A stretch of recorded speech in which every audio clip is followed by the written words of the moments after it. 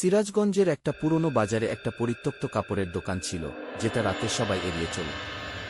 স্থানীয়রা বলতো, রাতে দোকানের ভেতর থেকে সেলাই মেশিনের শব্দ আসে, যদিও সেখানে কেউ থাকে না।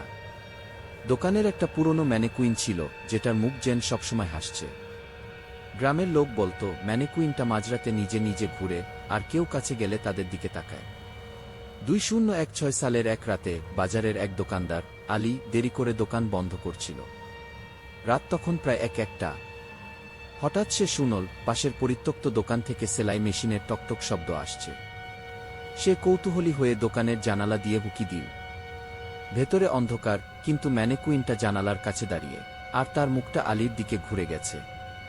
আলী ভয়ে পিছিয়ে গেল, কিন্তু তখনই শুনল, কেউ যেন ফিসফিস করে বলছে, আমার কাপড়টা শেষ কর। আলী দ্রুত দোকান বন্ধ করে চলে গেল। কিন্তু রাতে তার ঘুমের মধ্যে সে শুনল, সেই সেলাই মেশিনের শব্দ তার কানের কাছে। সে উঠে দেখল, তার ঘরের দরজার কাছে একটা ছায়া দাঁড়িয়ে, ম্যানেকুইনের মতো, হাতে একটা অসমাপ্ত কাপড় ধরে। আলী চিৎকার করে উঠল, আর ছায়াটা মিলিয়ে গেল। পরদিন সকালে সে দোকানে গিয়ে দেখল, ম্যানেকুইনটা আবার তার জায়গায়, কিন্তু তার হাতে একটা ছেঁড়া কাপড় ঝুলছে।